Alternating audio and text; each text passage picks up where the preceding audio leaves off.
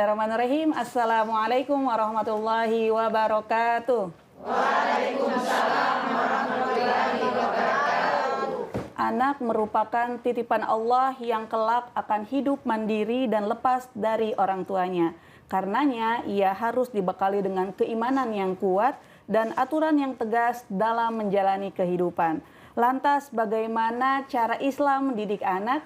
Pemirsa, bersama kita telah hadir Ustadz Husni Idrus yang akan membahas tema kita pada hari ini, yaitu mendidik anak dengan nilai-nilai Islam. Assalamualaikum Ustadz. Waalaikumsalam warahmatullahi wabarakatuh. Sehat Ustadz? Alhamdulillah, sehat walafiat.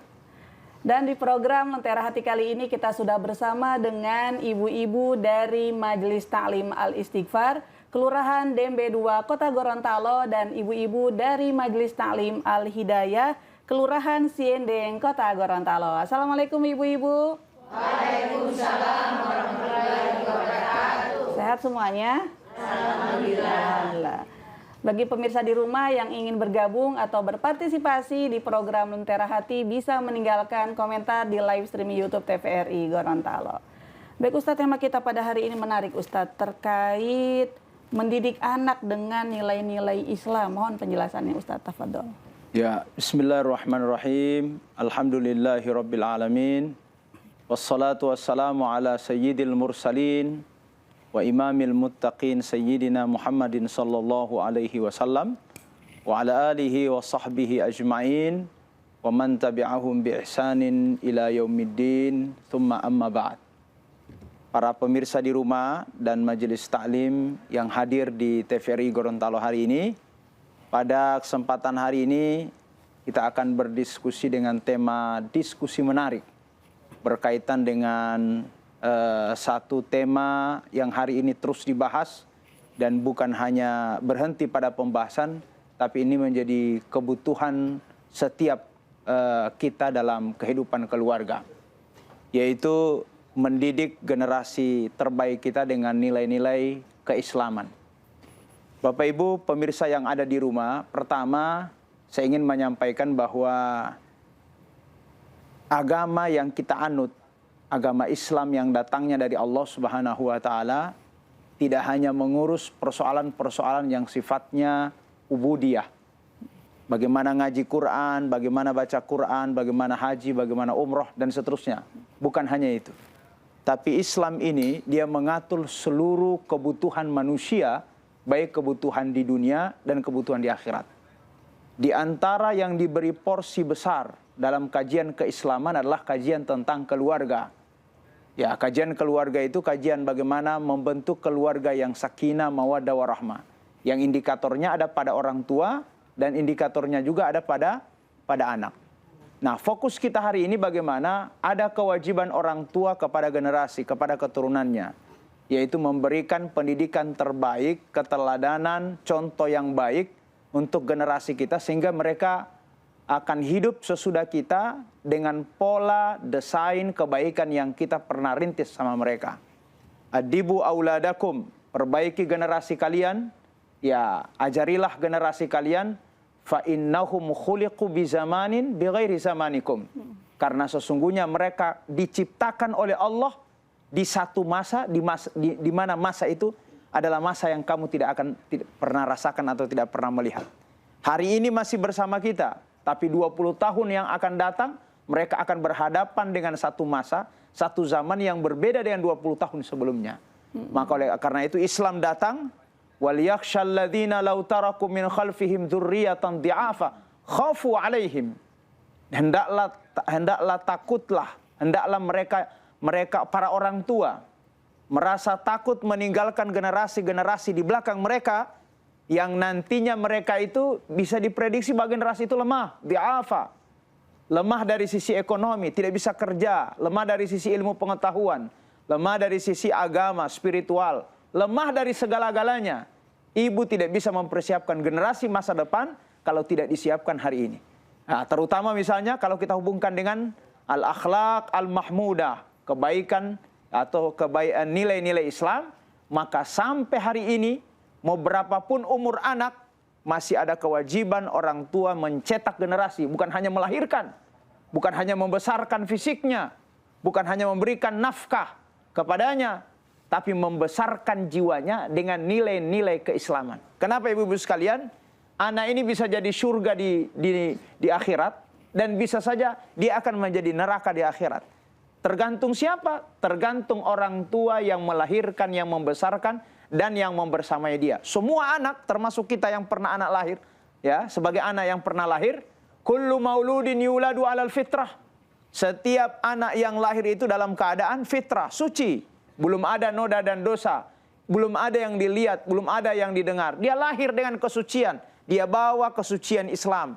Fa'abawahu yuhawwidanihi, au yunassiranihi, au yumajjisanihi. Saat dia lahir diterima oleh orang tua. Jika orang tuanya muslim, maka akan diarahkan pada nilai-nilai keislaman.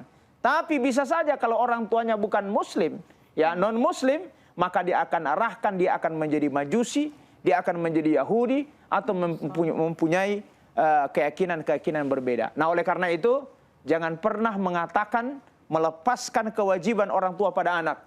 Tapi sampai kapanpun dan dimanapun, kewajiban orang tua untuk mendidik anak dan mencetak generasi terbaik untuk masa yang terbaik. Bagaimana dengan orang tua yang abai memberikan nilai-nilai Islam kepada anaknya, Ustadz? Bahkan mereka lebih bangga ketika anaknya berprestasi hanya dalam sisi akademiknya saja, Ustadz. Ya, pertama, ibu-ibu sekalian, tidak ada dikotomi pengetahuan. Tidak ada, Islam tidak membeda-bedakan mana pengetahuan, ya, mana pengetahuan yang bisa memasukkan ke dalam surga, dan mana pengetahuan yang tidak menyebabkan orang masuk ke dalam surga. Tidak ada dalam Islam itu. Selama pengetahuan itu adalah pengetahuan yang bermanfaat secara pribadi, dia maslahah secara sosial, dia bermanfaat, maka itu yang bisa menjadi tiket kita masuk ke dalam surga bersama anak. Ya, kalau anak dia belajar pengetahuan dan itu dibimbing dengan baik oleh orang tuanya, maka itu menjadi wasilah orang tua masuk ke dalam surga bersama anak itu. Tapi ingat, dari 1000 orang anak, dari 1000 orang tua, dari 1000 orang anak, ada hal yang tidak seimbang dalam kehidupan keluarga. Anak lebih disukai oleh orang tua kalau dia belajar pendidikan formal, pendidikan umum, ketimbang dia belajar ilmu agama. Ini yang sulit. Ya. Orang tua bilang, mama mau kasih HP kau kalau matematikamu 100. Mama mau belikan laptop kau kalau biologi fisikamu nilainya 100. Sementara tidak pernah dikasih hadiah, tidak pernah bahkan ditanyakan bagaimana kalau nilai agamanya. Ya, bagaimana nilai spiritualnya, bagaimana sholatnya, bagaimana puasanya. Dan itu pendidikan bukan hanya pendidikan formal, tapi pendidikan di rumah non formal, ya, dibentuk dari keteladanan orang tua. Maka oleh karena itu tidak dilarang anak-anak itu dimasukkan ke dalam pendidikan formal atau pendidikan umum, tapi minimal ada sistem keseimbangan yang bisa menyeimbangkan pemikiran dia. Korupsi, ya, hari ini di Indonesia itu tidak bisa dihilangkan, Bu. Ya, kejahatan itu tidak pernah dihilangkan sampai hari ini. Ya, tapi minimal kejahatan itu hilang kalau ada kesadaran spiritual. Bukan hanya tahu rumus matematika, biologi, fisika, kimia, tapi dia tahu tentang etika, akhlak karimah, ya, akhlak yang mulia, yang itu menjadi tonggak besar peradaban yang dibangun dari keluarga. Apa artinya sebuah pengetahuan yang dia ketahui oleh seorang anak, sementara setelah dites dia tidak tahu ngaji Quran. Ustadz saya mau nikah, terus kenapa? Boleh saya kursus syahadat? Bayangkan, mau nikah tapi tidak bisa ucapkan syahadat. Asyhadu an la ilaha illallah. Rumus yang lain dia hafal, tapi syahadatnya dia tidak tahu. Dia muslim, lahir dari seorang muslimah, tapi dia tidak bisa memantapkan syahadatnya. Ini PR bagi kita sekalian. Artinya di siang hari dia bisa di pendidikan umum, tapi di sore hari ada TPQ yang menunggu. Ya. Ada majelis taklim yang menunggu. Ada keteladanan dari orang tua. Ada lingkungan majelis dan pesantren yang bisa kita arahkan sama mereka. Sehingga seimbang antara pendidikan umumnya dan pendidikan agamanya. Jangan abai dan jangan tinggalkan bahwa ini adalah kebutuhan kita hari ini dan masa yang akan datang. Seperti yang tadi Ustadz sampaikan tadi, didiklah anak sesuai zamannya, Ustadz. Bagaimana dengan anak-anak Gen Z sekarang yang lebih senang ngurung di kamar, ketika ada pertemuan keluarga, mereka lebih senang main HP di dalam kamar, Ustadz? Ya, kecelakaan pendidikan hari ini, Ibu-ibu sekalian, ya, kecelakaan pendidikan hari ini adalah anak-anak dibiarkan dengan semua keinginan dia. Ya, dibiarkan dengan semua keinginan dan kebutuhan yang menurut dia baik. di antara musibah ini HP, handphone, Android dan seterusnya, media sosial ini bisa diarahkan ke hal-hal yang positif dan bisa juga ke arah hal-hal yang negatif sesuai siapa yang memegangnya. Seperti pedang. Pedang itu kalau pada orang yang baik untuk menyembelih.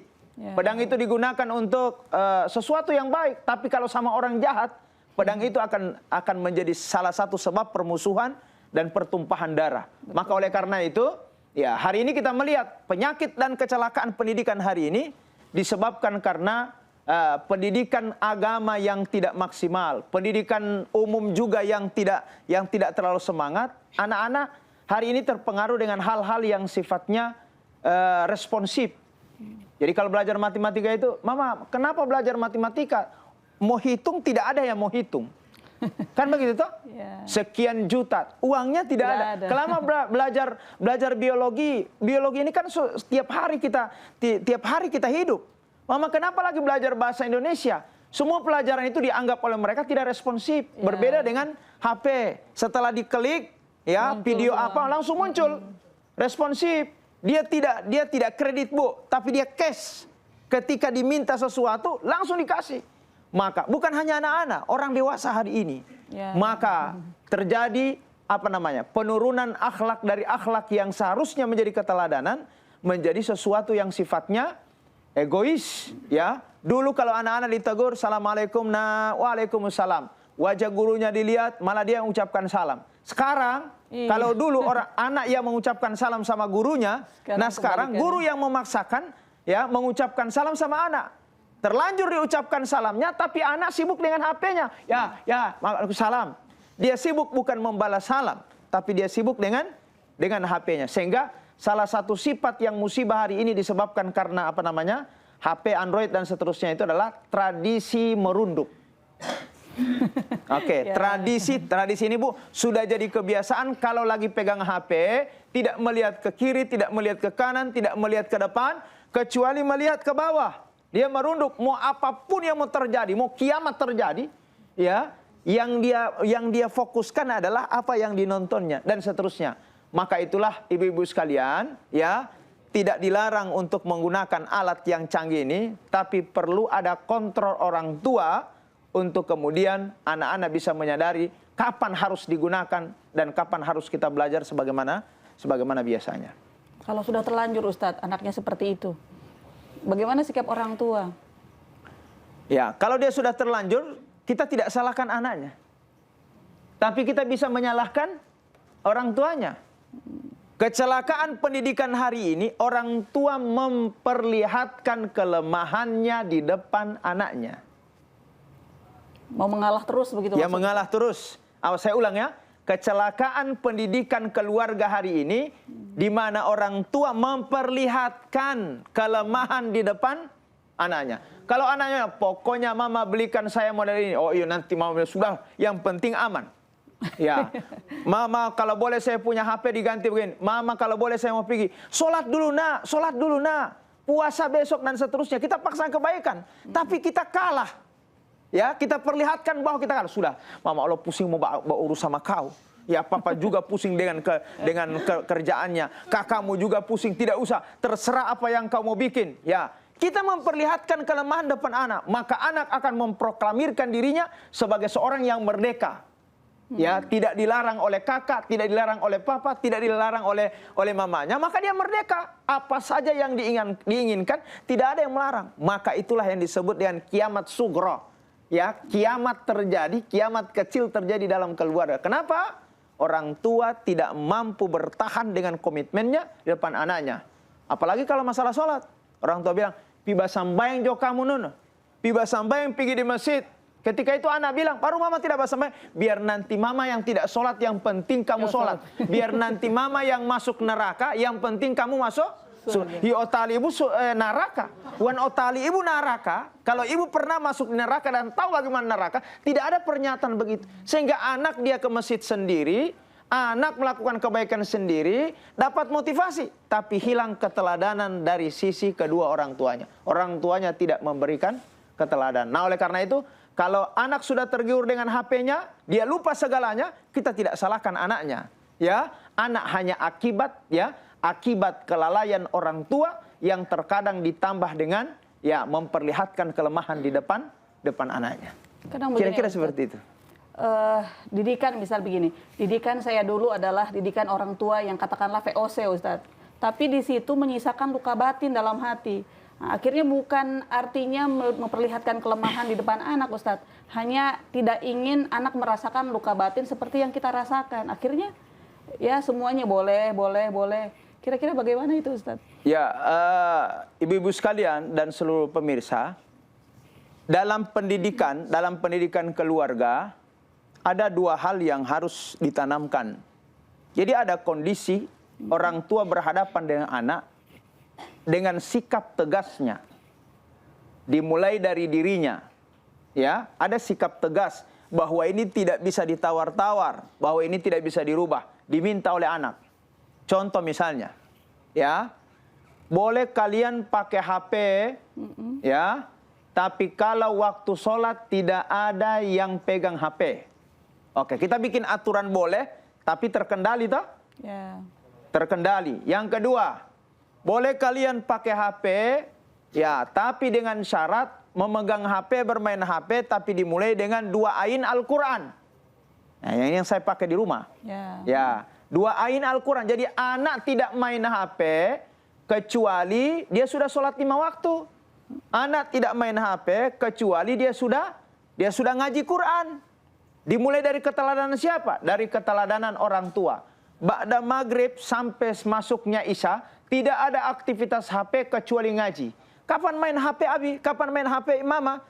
Main HP-nya nanti pada saat kita orang mau tidur. Itu pun terbatas. Berarti posisi orang tua dalam hal ini tegas memberikan aturan dalam rumah. Bu, ini anak bukan anak orang lain. Kalau anak orang lain, kita tidak bisa intervensi. Ini anak kita sendiri, toh? Oke. Yang kedua, ada kondisi orang tua ramah. Ada kondisi orang tua ya yang memberikan kelonggaran tapi tidak bebas sebebas-bebasnya. Ya, misalnya, Mama, boleh saya mau main dengan teman saya di tetangga? Silahkan. Tapi jangan lupa kalau sudah sholat balik. Ya. Itu artinya memberikan kebebasan. Ma, boleh saya main di kamar sendiri main ini? Boleh. Yang penting jangan sampai lalai dan seterusnya. Ada saat kita harus tegas dan ada saat kita santai dengan anak. Karena anak kalau dia kelebihan tegasnya, hatinya jadi dongkol. Hatinya jadi keras. Ya, dan bisa saja dia stres. Ya, dan begitu pula ketika anak itu malah dibebaskan dengan sayangnya yang berlebihan, maka anak itu jadi cengeng. Ya, anak itu cepat emosi, kalau tidak dikasih kebutuhannya pasti dia nangis. Nah, oleh karena itu ada kondisi saat kita harus tegas, tidak boleh, dan ada kondisi saat kita bisa lembut bersama mereka. Dengan dua keteladanan ini dari kedua orang tua, anak tahu kapan harus melakukan kewajiban dan kapan kita harus santai dan bahagia bersama orang tua. Kira-kira seperti itu. Kita harus jeda sejenak. Iya, siap. Pemirsa, saat lagi kita akan kembali. Jangan kemana-mana, tetap di program Lentera Hati. Alhamdulillah, damai di hati.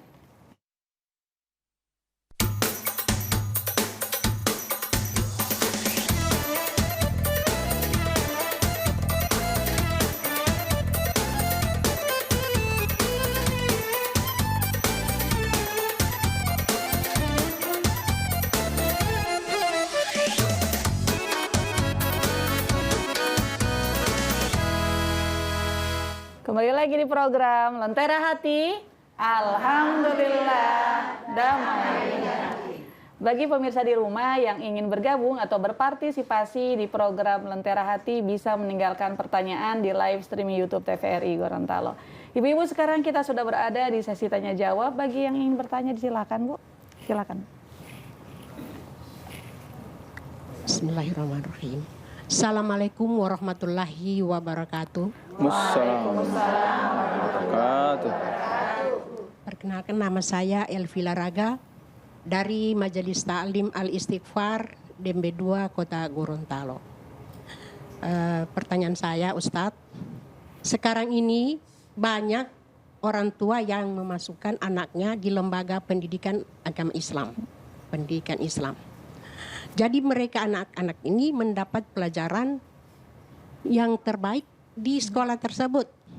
Jadi mereka punya karakter di ini dengan baik. Namun ketika mereka kembali ke rumah tidak nyambung. Sebab orang tua mereka punya pendidikan Islam mungkin agak ini, mengaji pun mereka tidak bisa karena mereka mungkin sibuk sholat tidak. Maka anak-anak ini kembali ke rumah tidak nyambung dengan apa yang mereka dapat di sekolah yang mereka sekolah. Nah, kira-kira bagaimana cara mengatasi hal seperti ini, Ustadz? Terima kasih. Assalamualaikum warahmatullahi wabarakatuh. Waalaikumsalam warahmatullahi wabarakatuh. Banyak terjadi hal seperti ini, Ustadz. Tafadhol. Jadi sebenarnya ibu-ibu sekalian, kalau kita bicara tentang generasi, bukan hanya dimulai dari mengajar dan mendidik, tapi mencetak generasi terbaik dimulai dari perencanaan membuat generasi. Ikhtaru linutfikum fa innal irqa dasas, kata Nabi. Wahai cowok, pemuda, kalau mau nikah, pilih pasanganmu yang baik. Wahai calon istri, perempuan yang saleh, pilih pasangan suamimu yang baik. Karena sesungguhnya fa innal irqa dasas, karena gen yang ada dalam dirimu itu akan menular kepada generasimu. Jadi sebenarnya kalau kita merencanakan pendidikan terbaik buat anak, sebelum dia dapat pendidikan agama di sekolah, jadi orang tua, sebelum kita jadi orang tua, sudah harus menjadi orang tua yang baik sebelum anak itu lahir. Nah, yang terjadi adalah kita ini mengobati luka yang sudah jadi. Ya, kita mengobati luka yang sudah jadi. Ustadz, saya mau daftar, saya punya anak di pendidikannya Ustadz, pendidikan Islam. Kenapa ibu? Kalau di kampung dia papan curi. Kalau di kampung dia tukang bapokol. Kalau di kampung dia tolonggalo. Tahu tolonggalo? Ya, wawaheat tolonggalo dan seterusnya. Saya bilang, kenapa nanti so tolonggalo didaftar?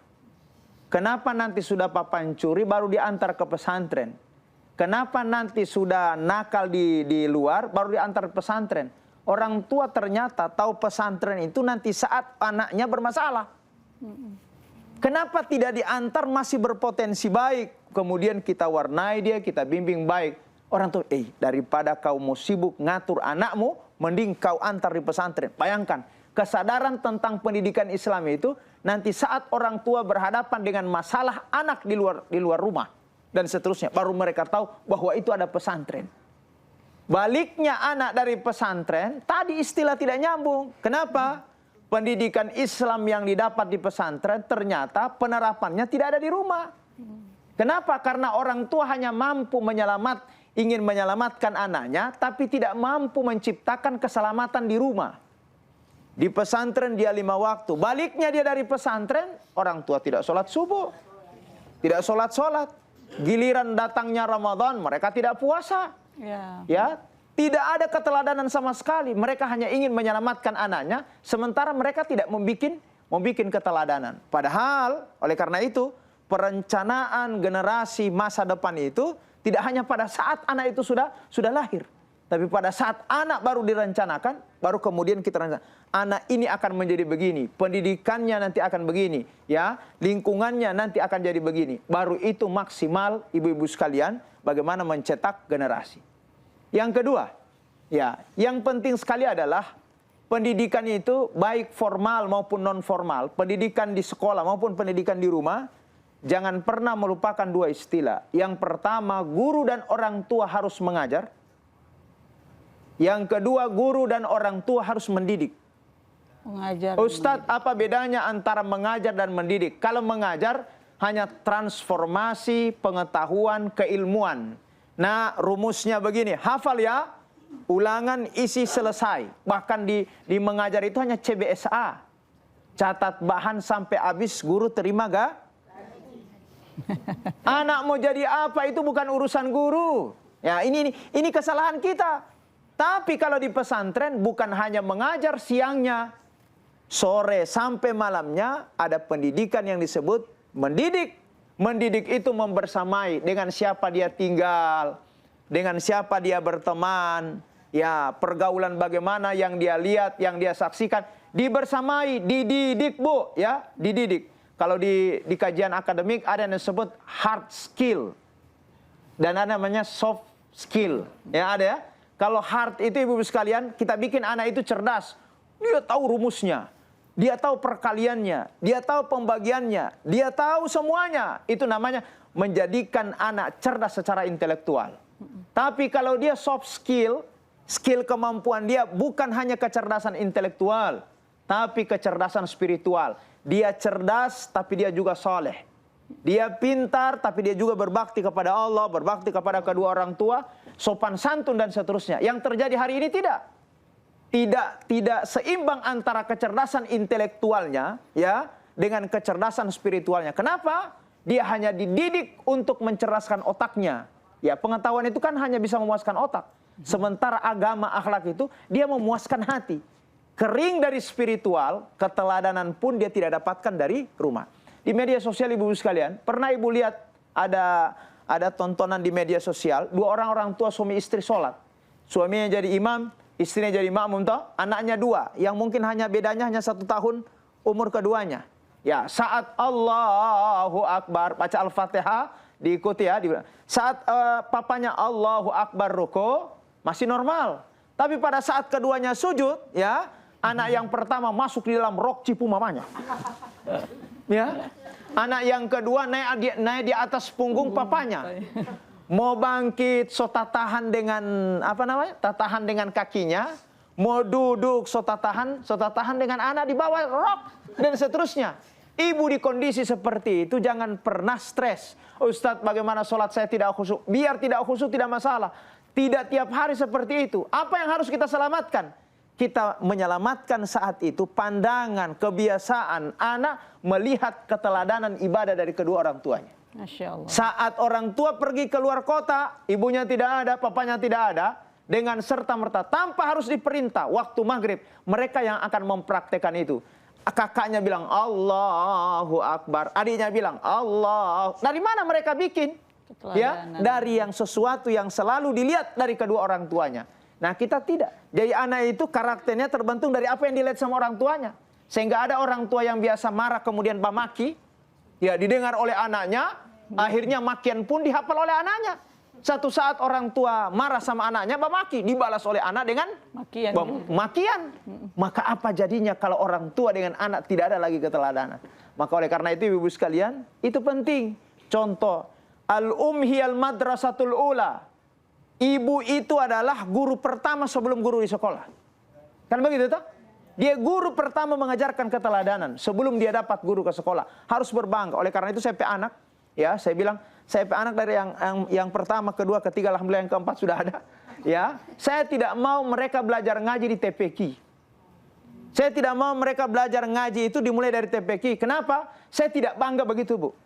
Tapi belajar ngajinya harus dari orang tua dulu. Nah, kau sudah besar, ngajimu kok bisa bagus seperti itu? Belajarnya di mana? Papa. Saya belajar sama papa. Saya belajar sama orang tua. Kalau ibu tidak ngajar, di satu sisi bagus. Tapi yang dibanggakan orang lain, guru yang lain. Ibu tidak memberikan keteladanan. Bagaimana juga mengajar ustadz, tipe apa 5 jam tetap ngaji. Mau huwa kalau tiang listrik, jak tali alif itu. Dan seterusnya. Mau ketemu, mau tabrak tiang listrik, tidak tahu model alif itu saja. Ya. Nah, oleh karena itu ibu sekalian, jadilah kita guru. Tidak harus formal ini guru. Ngajar di rumah, ya sebelum anak itu mendapatkan pendidikan di sekolah. Masya Allah. Masya Allah bermanfaat Ibu. Selanjutnya, masih ada yang bertanya? Silakan Ibu. Baik. Assalamualaikum warahmatullahi wabarakatuh. Waalaikumsalam warahmatullahi wabarakatuh. Tentang saya memperkenalkan diri. Nama saya Ibu Ama Ishak dari Majelis Taklim Al-Hidayah, Kelurahan Siendeng, Kota Gorontalo, Kecamatan Gorontalo. Beberapa remaja merasa jauh dari agama karena mereka melihatnya sebagai aturan yang kaku, bukan jalan hidup yang berarti. Yang menjadi pertanyaan saya, Ustazah, bagaimana cara membantu mereka menemukan makna pribadi dan nilai-nilai Islam yang bisa diaplikasikan dalam kehidupan sehari-hari? Itu saja, Ustaz. Assalamualaikum warahmatullahi wabarakatuh. Waalaikumsalam warahmatullahi wabarakatuh. Aplikasi nilai-nilai Islam dalam kehidupan sehari-hari, Ustaz. Baik. Masa anak-anak berbeda dengan masa remaja. Tapi menentukan baik dan tidaknya perilaku remaja, maka bisa ditentukan di masa anak-anak. Ya. Semakin baik lingkungan, teman, literasi, bacaan dia, dan apa yang dilihat, ya lingkungan tempat dia tinggal, di usia dia masih anak-anak, maka jejak itu yang akan membawa dia di masa remaja sampai masa dewasa. Tapi semakin buruk kehidupan anak-anak, anak-anak tinggal di tempat orang Bamaki semua. Anak-anak tinggal di tempat yang tidak pernah kedengaran pengajian, dakwah dan seterusnya. Maka kondisi itu yang mengantarkan dan membentuk jiwanya di usia remaja, bahkan mengeras sampai di usia tuanya. Ya, sehingga kita bilang, kok bisa anak-anak remaja menjauhi agama di usia remaja itu? Tidak semua, Bu. Tidak semua. Lingkungan apa yang dia tinggal saat dia masih anak-anak itu sangat mempengaruhi. Ya, oleh karena itu berbeda ibu-ibu sekalian, anak yang tinggal lokasi pesantren itu dengan anak-anak yang tinggal dekat non pesantren. Anak dekat pasar Ustadz, beda. Ustadz, saya punya anak dekat pesantren, ya dekat pasar, tapi modelnya seperti pesantren. Ibu berarti berhasil mendidik seperti itu. Anak-anak yang dekat jalan, anak-anak yang dekat tempat hiburan, dan seterusnya. Itu beda. Kenapa? Semua yang terkumpul dan menjadi kuat dalam hatinya itu sesuatu yang banyak didengar, sesuatu yang banyak dilihat, dan sesuatu yang banyak disaksikan. Yang kedua, ibu-ibu sekalian, masa remaja adalah masa mencari jati diri. Kan begitu toh? Ya. Masa remaja semua kita sepakat. Kita pernah melewati kamar masa cewek-cewek mulala toh? Ya. Ibu, itu kan cewek-cewek mulala. Cewek-cewek mulala. Dulu kita orang lewat itu, maka orang bilang masa remaja adalah masa mencari jati diri. Masa mencari jati diri itu masa kritis peralihan antara dari anak-anak ke dewasa. Itu ada masa yang disebut dengan masa remaja. Temuan yang kita temukan di lapangan ternyata mau background apapun di masa anak-anak, kadang ini dirubah oleh masa remaja. Kenapa? Karena masa mencari jati diri. Masa mencari jati diri itu krisis keteladanan. Siapa yang saya harus ikuti? Siapa yang harus saya teladani? Itu masa remaja. Sehingga kalau tidak ada keteladanan dari rumah, maka yang full di kamar mereka itu hanya foto-foto orang Korea. Ya. Ini fotonya siapa? Bala tengah. Ini fotonya siapa? Bala pinggir. Ini fotonya siapa? Pirang. Subhanallah. Orang tua tidak pernah mengerti bahwa mereka ini lagi cari jati dirinya. Tapi orang tua juga tidak tersinggung. Kenapa dia tidak dijadikan teladan? Hanya Korea. Ya, sementara si Korea juga tidak tahu ini siapa. Subhanallah. Ibu-ibu, kasus bunuh diri di Eropa, tahu kasus bunuh diri di Eropa? Itu ada sekian yang bunuh diri dari remaja. Sebab bunuh diri kalau di Gorontalo tidak bisa bayar utang. Di Gorontalo kalau bunuh diri, kenapa bunuh diri? Karena ya susah bayar hutang. Yang kedua tidak bisa kasus bunuh diri di Gorontalo disebabkan karena diputus sama pacar. Omong lumai, cinta ditolak, dukur bertindak. Tapi itu dulu. Tapi sekarang Pak, cinta ditolak, bue-bue bertindak. Ya, talilo bue-bue. Masya Allah. Di Eropa orang bunuh diri, dari sekian persen anak muda yang bunuh diri di Eropa, bukan kasus hutang. Bukan kasus cinta ditolak, tapi kasus apa? Pencarian jati diri, salah mereka memilih keteladanan. Yang dipilih misalnya orang Korea, ya, artis Korea. Dari hidup anak-anak dia sudah lihat, oh dia anak-anak begini, dia remaja begini. Sampai dia meninggal dunia dia data ternyata ini artis meninggal dunia bunuh diri. Disebabkan karena stres.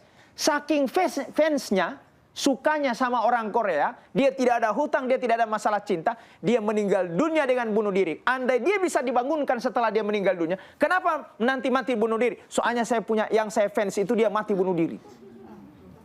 Ini disebut dengan ta'assub. Ta'assub ini apa? Fanatik.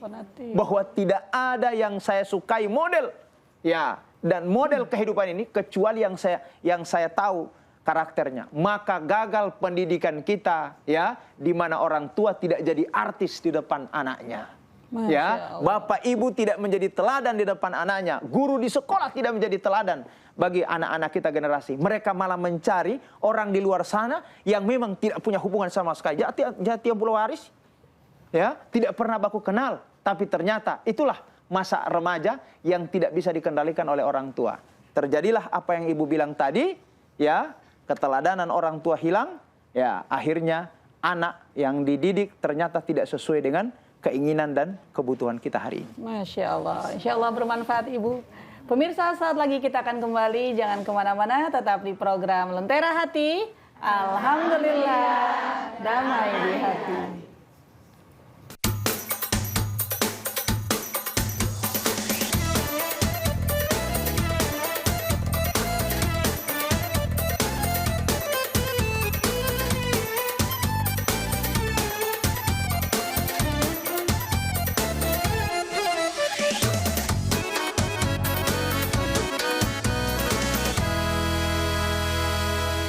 Pemirsa, kembali lagi di program Lentera Hati. Alhamdulillah, damai di hati. Ibu Wil, kita masih berada di sesi tanya jawab. Masih ada yang ingin bertanya, Bu? Silakan, Bu. Assalamualaikum warahmatullahi wabarakatuh. Waalaikumsalam. Nama saya Ayu Srining Siraup. Saya berasal dari Majelis Taklim Al-Istighfar, Kelurahan Dembe 2.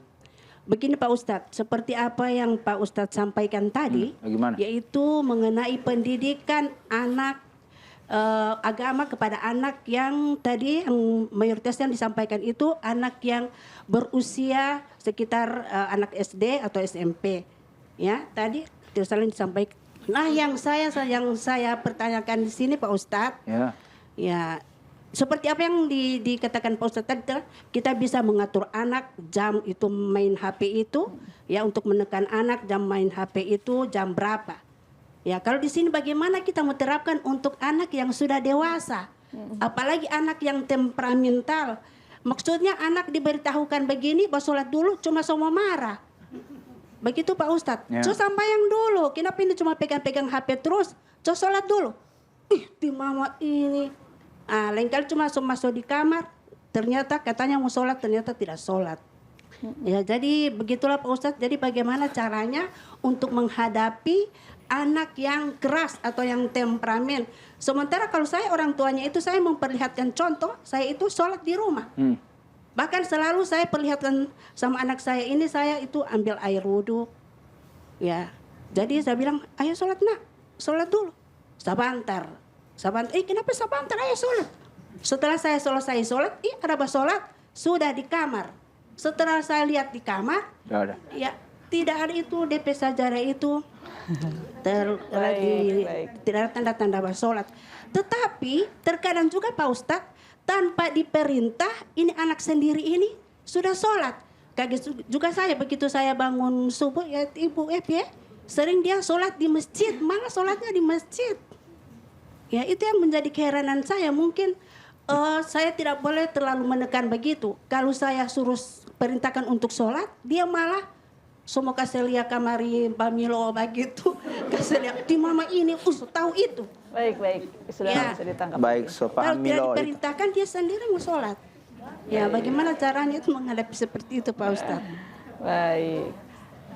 Begitu Ustadz, kadang-kadang Ustadz, makin ditekan makin menjadi. Tapi kalau nggak ditekan, dia punya kesadaran sendiri. Nah, ini kira-kira bagaimana Ustadz?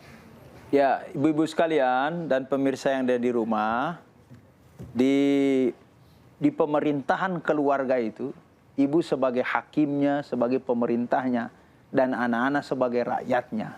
Masya Allah. Begitu ya. Maka ibu bilang ini regulasi. Jangan hanya sampaikan regulasi, harus berani mengeksekusi. Ada video dari Malaysia itu, ketika sholat mereka tidak sholat, divideokan sebagai teladan, maka dikumpul semua HP dan dibanting saat itu. Aduh, rugi Ustadz kalau HP-nya dibanting Ustadz. Iya. Di satu sisi artinya ini hanya difilmkan. Ini perumpamaan. Ibu mau pulang tidak harus banting, ya, tidak harus banting HP-nya. Tapi kira-kira pertanyaannya, ibu menyerah atau memberikan sanksi? ti mama ini kuat baatur, saya so basar, ibu menyerah atau memberikan sanksi. Kan harus ada sanksi. Ya, sanksi itu maksudnya kalau di usia anak-anak, orang tahu sanksi dan itu orang tua marah. Tapi di usia dewasa, misalnya remaja, di usia remaja itu yang muncul pertama ketika mau disanksi, anak mau baku bantah. Tapi baku bantahnya anak-anak itu kegagalan dari awal membentuk pribadinya. Kenapa dia baku bantah? Karena dia pernah melihat ibu menyerah. Ya, lebih banyak menyerah, maka dia keras di sana toh. Lau sakata ahlul haqqi ala ahlil batil, la tawahhama ahlul batil ala annahum alal haq. Jika orang yang posisi benar itu dia melihat kejahatan, maka si pelaku kejahatan akan prediksi bahwa dia berada dalam posisi benar. Jika ibu lebih banyak menyerah di depan kesalahan yang dia lakukan, maka dia akan menilai dia berarti yang lebih benar daripada ibu. Karena kita biarkan dia, tak? Apalagi terulang. Kenapa di saat yang bersamaan ibu-ibu sekalian, ada kan anak yang ketika mau usia berapapun mau dibilang, cepat sekali dia merespon, dia taat. Kenapa? Pendidikan dari awal tidak putus. Taat kepada kedua orang tua, itu konsep. Taat kepada kedua orang tua tidak pernah putus. Berbakti kepada kedua orang tua tidak putus. Pendidikan agamanya tidak putus. Permasalahan kita hari ini, ya, anak-anak lebih banyak bercerita dengan temannya, dengan sahabat sepergaulan dia, daripada dia curhat dengan orang tuanya.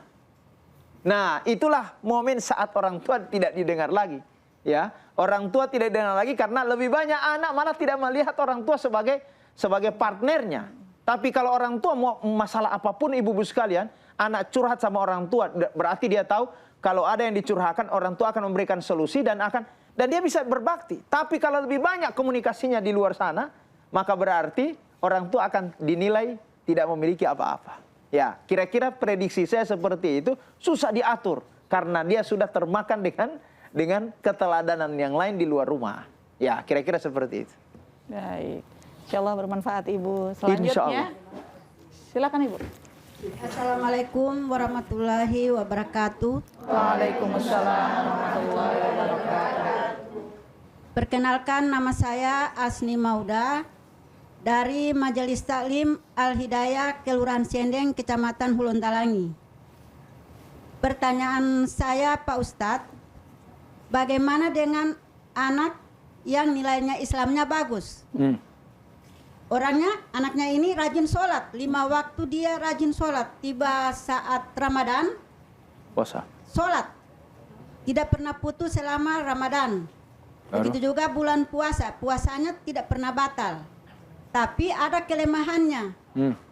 Anak ini masih terpengaruh dengan temannya yang suka minum minuman keras. Allah. Sementara orang tua sudah berupaya menyadarkan anak ini agar tidak terpengaruh lagi dengan teman-temannya ini, tapi tetap tidak ada perubahan. Jadi Pak Ustadz, upaya apa lagi yang harus orang tua lakukan? Terima kasih. Assalamualaikum warahmatullahi wabarakatuh. Waalaikumsalam warahmatullahi wabarakatuh. Upaya apa lagi Ustadz? Langsung saja. Ya, ibu-ibu sekalian, 24 jam kalau kita membedakan antara kita bagi dengan guru dan orang tua, dan dia tidak di pondok pesantren, akan lebih banyak anak itu dengan orang tua daripada gurunya. Tidak sholat, kemudian minum-minum keras, itu tidak pernah terjadi kalau dia dengan gurunya toh. Ternyata dia lepas ketika sudah dengan orang tuanya. Maka caranya, kan kondisinya seperti itu. Ya, kalau dia masih dididik, dibersamai oleh gurunya, dia masih terkendali. Tapi sudah dengan orang tua, dia lebih bebas. Satu, keteladanan tidak ada, juga eksekusi tidak pernah dilakukan. Satu.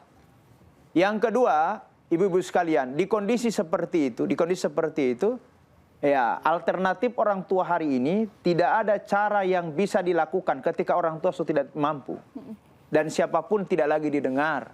Maka lembaga pendidikan kepesantrenan yang memondokkan anak menjadi alternatif.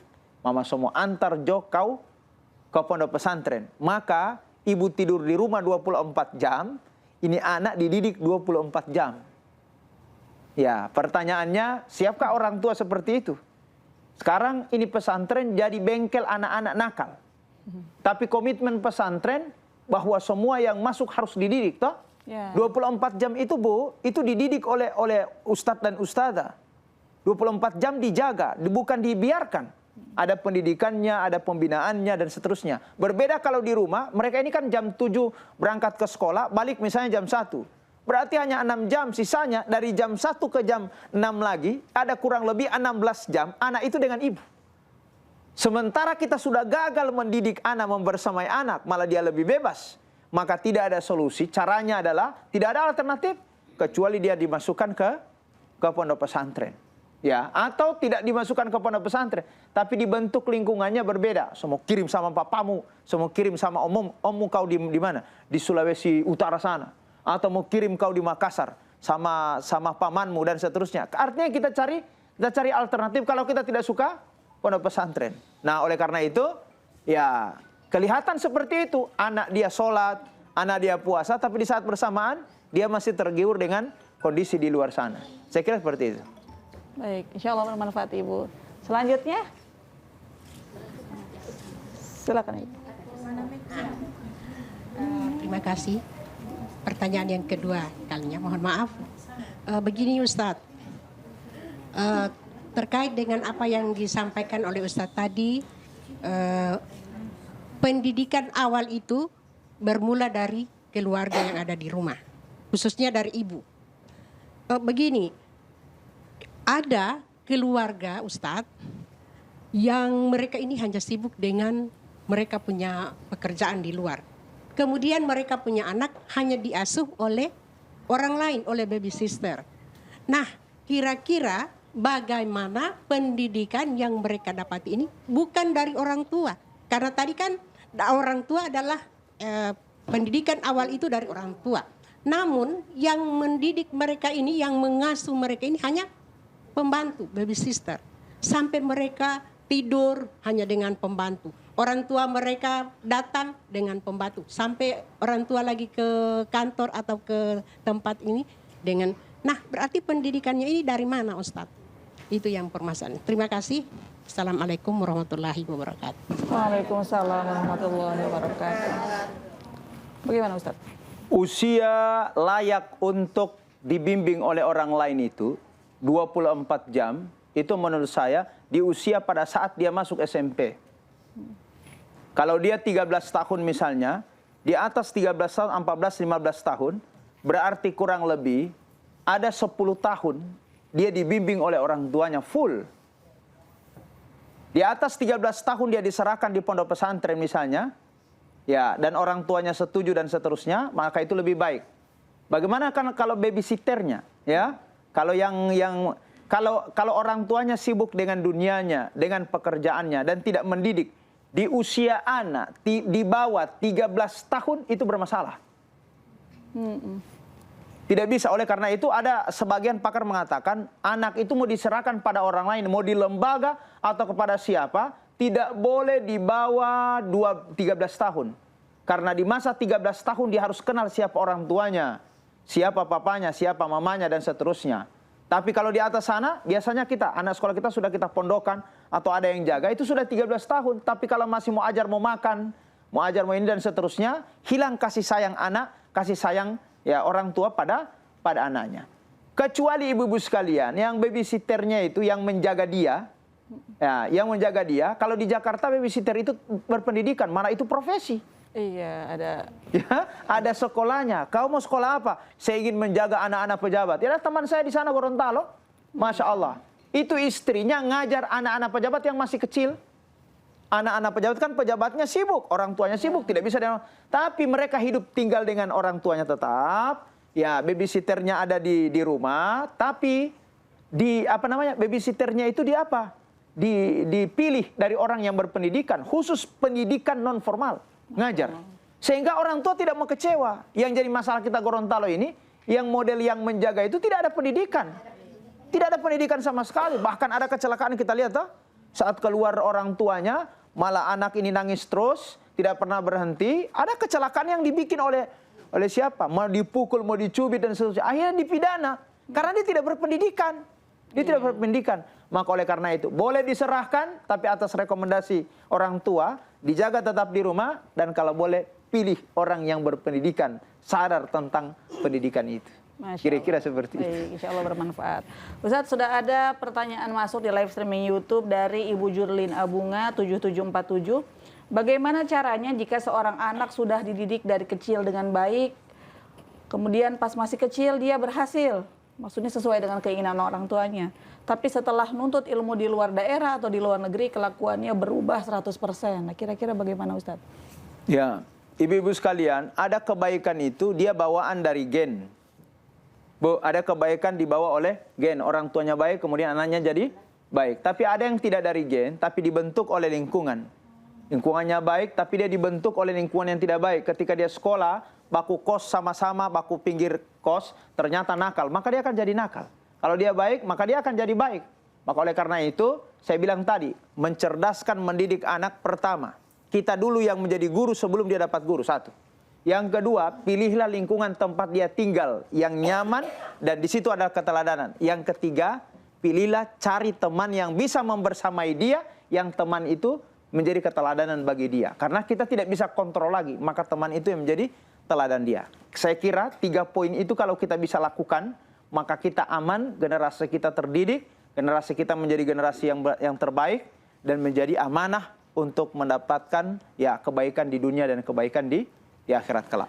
Saya kira seperti itu dan insya Allah kita akan sambung pada episode berikutnya. Baik Ustadz, kita sudah berada di penghujung acara, mohon menutupnya dengan doa Ustadz. Baik, karena sudah selesai, insya Allah ya kita diberikan oleh Allah Subhanahu Wa Taala kekuatan, kesehatan untuk terus jangan pernah berhenti untuk mencetak generasi terbaik kapan saja dan di mana saja. Dan semoga ini menjadi amanah terbaik untuk kebaikan kita di akhirat. Amin ya rabbal alamin. Bismillahirrahmanirrahim. Alhamdulillahi rabbil alamin. Allahumma salli wa sallim ala sayyidina Muhammad wa ala alihi wa sahbihi wasallim. Rabbana hab lana min azwajina wa dhurriyyatina qurrata a'yun waj'alna lil muttaqina imama. Allahumma inna nas'aluka al-'afwa wal 'afiyah wal mu'afata ad-da'ima fid dunya wal akhirah. Rabbana dhalamna anfusana wa illam taghfir lana tarhamna lanakunanna minal khasirin. Rabbana atina fid dunya hasanah fil akhirati hasanah wa qina adzabannar. Subhana rabbika rabbil izzati amma yasifun wa salamun alal mursalin walhamdulillahi rabbil alamin.